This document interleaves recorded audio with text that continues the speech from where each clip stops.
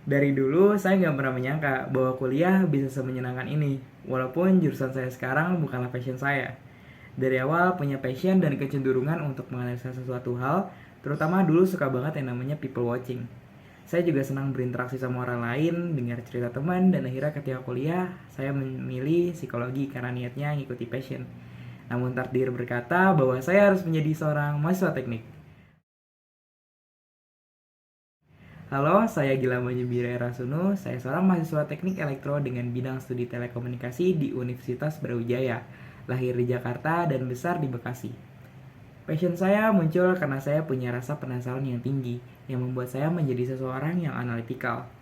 Selama kuliah ini, saya membangun kesukaan terhadap data science, karena menurut saya, data science ditugaskan untuk memecahkan masalah kompleks menggunakan pendekatan berbasis data.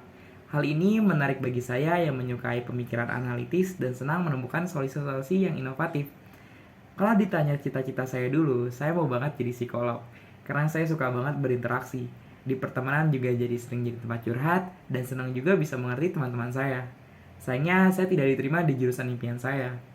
Tapi sementara bagi saya, yang seru dari psikologi justru karena analisisnya. Jadi saya suka banget melihat dunia seperti sebuah big data, di mana saya bisa mencari pola, tren, dan korelasi untuk mendapatkan insight tentang suatu hal, terutama untuk memahami perilaku dan perasaan teman-teman saya. Akhirnya sekarang saya jadi mahasiswa teknik elektro. Tapi minat untuk psikologi selalu muncul dan saya mencarinya di tempat lain, yaitu dengan banyak membaca. Sekarang saya jadi mahasiswa yang berkecimpung di industri telekomunikasi. Dulu saya pernah magang di PLN Icon Plus sebagai aset manajemen intern dan juga sampai saat ini saya menjadi asisten lab di laboratorium telekomunikasi. Awal-awal kuliah dulu merasa berat banget karena saya merasa passion saya bukan di teknik. Tapi saya selalu berusaha untuk push my limit, break the boundaries. Dengan kegigihan saya, akhirnya selama kuliah seringkali saya diajak berpartisipasi di dalam berbagai proyek dosen. Terutama pada akhir-akhir ini, saya berhasil untuk membangun sebuah jaringan internet di pasar wisata Kepuarjo Malang.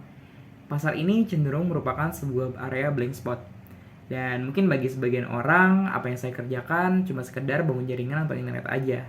Tapi sebetulnya di balik itu saya berhasil menghubungkan orang-orang, terutama penjual dan pengunjung, dengan digitalisasi. Saya juga senang mencoba hal-hal baru, seperti saat saya memberanikan diri mengikuti program Bangkit yang sebelumnya saya nggak pernah kebayang belajar machine learning dan membuat aplikasi mobile. Tapi ternyata it is so special in my heart karena di Bangkit saya menemukan tempat yang bisa mewujudkan passion yang saya miliki. Di Bangkit saya belajar banyak hal mengenai data, terutama bagaimana cara memproses, menganalisa, dan menyampaikan insight dari sebuah data. Ditambah lagi, berkat Bangkit, saya mahir membuat model machine learning, menjadikan saya mempunyai skill set yang komplit sebagai data scientist.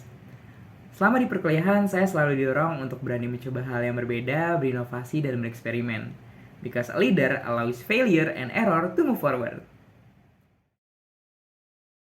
Saya termotivasi untuk mengikuti Digistar Internship di DB Telkom karena saya antusias dengan kesempatan untuk men-showcase skill yang saya miliki.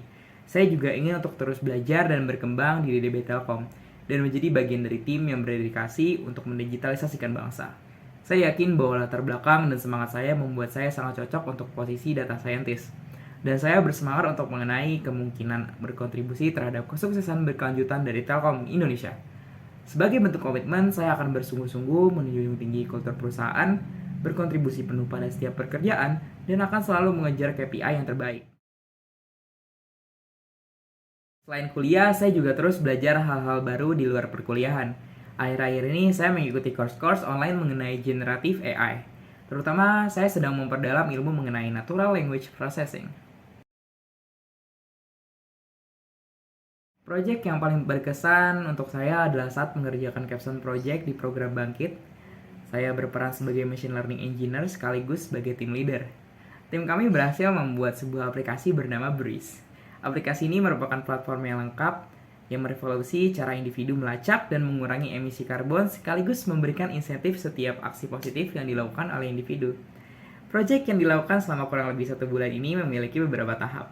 Tahap pertama adalah membuat bisnis plan, di mana pada tahap ini saya berkontribusi besar mencetuskan ide dan solusi-solusi inovatif untuk pengembangan fitur dari aplikasi kami. Tahap selanjutnya adalah planning, implementasi, dan deployment yang kami lakukan secara iteratif, karena kami menggunakan metode Scrum sebagai framework dan juga kami mengintegrasikan CI/CD. Sebagai machine learning engineer, saya bertanggung jawab untuk membuat sebuah image segmentation model untuk mengenali 103 bahan makanan dari sebuah foto makanan. Tak hanya itu, saya juga bertanggung jawab untuk membuat API untuk mengintegrasikan model yang saya buat ke aplikasi. Saya membuat API ini dengan Fast API. Selama kami mengerjakan proyek ini, tidak ada kendala yang kami hadapi. Bahkan seminggu sebelum final deliverable, aplikasi kami sudah bisa dideploy tanpa halangan. Namun tetap saja, bagi saya tantangan terberatnya ada di dalam diri saya sendiri. Saya ditunjuk sebagai tim leader yang mana saya tidak memiliki pengalaman sama sekali mengenai software development. Padahal sebagian besar anggota tim saya mempunyai background computer science dan juga mereka berasal dari kampus top 10. Tapi ini tidak menyurutkan semangat saya untuk berkontribusi besar. Untuk sekian kalinya saya push my limit, break the boundaries. Solusinya adalah saya harus belajar dan beradaptasi dengan cepat. Saya sebagai tim leader harus menjunjung tinggi kolaborasi dan dengan komunikasi yang baik, saya harus memanfaatkan inputan dari pengalaman-pengalaman mereka untuk mendiskusikan proses-proses pengembangan aplikasi kami. Dan hasilnya, proyek kami berhasil terselesaikan dengan hasil yang cukup sempurna. Perasaan yang saya dapatkan setelah proyek ini adalah saya tersadar bahwa banyak sekali yang bisa saya lakukan, asalkan saya ada kemauan untuk terus belajar.